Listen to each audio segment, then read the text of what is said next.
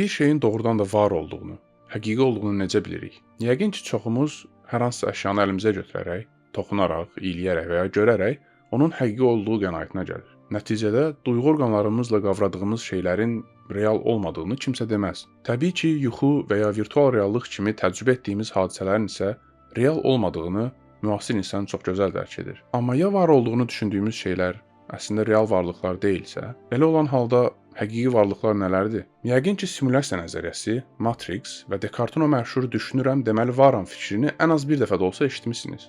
Bütün bu fikirlər dolayı yolla da olsa Platonun fəlsəfəsindən qaynaqlanır.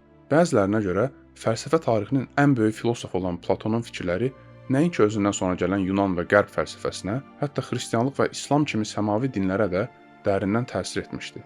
Məsələn, bu video boyunca Platonun varlıq fəlsəfəsinin əsas prinsipi ilə ölümdən sonra cənnət-cəhənnəm fikri arasındakı paralellərə fikir verməyinizi istəyirəm.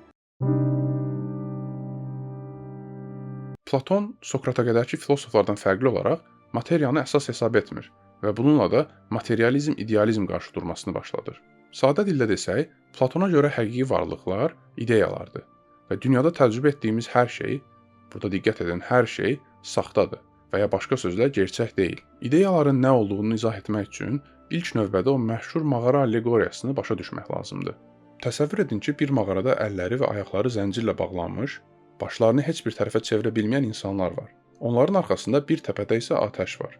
Atəşlə insanlar arasında da alçaq bir divar uzanır. Divarın arxasında əllərində fərqli əşyalar və fiqurlar tutan insanlar keçir və atəş bu fiqurların kölgəsini zəncirli insanların önündəki divarda əks etdirir. Təbii olaraq heç bir tərəfə hərəkət edə bilməyən bu insanlar ömürləri boyu ancaq bu kölgələri gördükləri üçün bunların gerçək varlıqlar olduğunu düşünəcəklər. Beləcə, Platon yaşadığımız bu dünyanı, bu mağaraya, bizləri isə bu zəncirli insanlara bənzədir. Daha sonra Platon bu insanlardan birinin zəncirlərindən xilas olduğunu düşünməyimizi istəyir.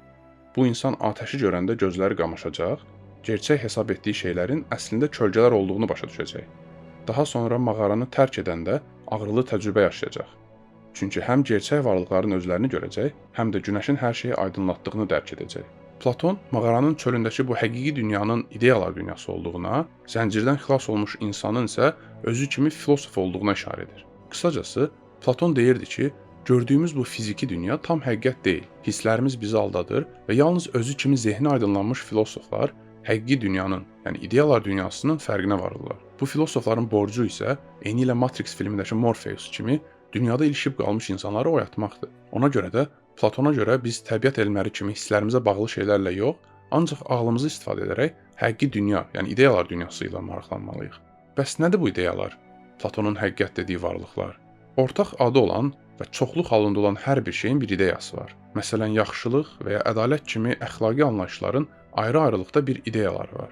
Yəni ki, bu dünyada ədalət konsepti ilə qarşılaşdığımız xüsusi misallardan əlavə və onların üzərində bir ədalət ideyası var. Eləcə də sizin və mənim kimi individual insanlardan əlavə tək bir insan ideyası mövcuddur. Bu səbəbdən də dünyada qarşılaşdığımız şeylər özlərini bu ideyalara oxşatmağa çalışırlar. Yəni bir sözlə onları təqlid etmək istəyirlər. İdeyalar orijinal olduqları halda bizlər, yəni bu fiziki dünyadaşılar qaralamadan və ya surətdən artıq bir şey deyilik. Bir insanın sınmış aynadakı əksi həmin insana nə qədər oxşuyursa, həmin insan da insan ideyasına o qədər oxşuyur. Ümumiləşdirsək, Platona görə gerçək varlıqlar olan bu ideyaların əsas xüsusiyyətləri əzəli, əbədi, mütləq və dəyişməz olmaqdır.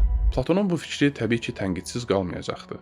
Öz dialoqlarında özü bu fikrin zəif tərəflərini qabardaraq 3 dəfə yeniləsə belə, daha sonralar öz tələbəsi Aristotelin tənqidindən də xilas ola bilməyəcəkdir. Hələlik.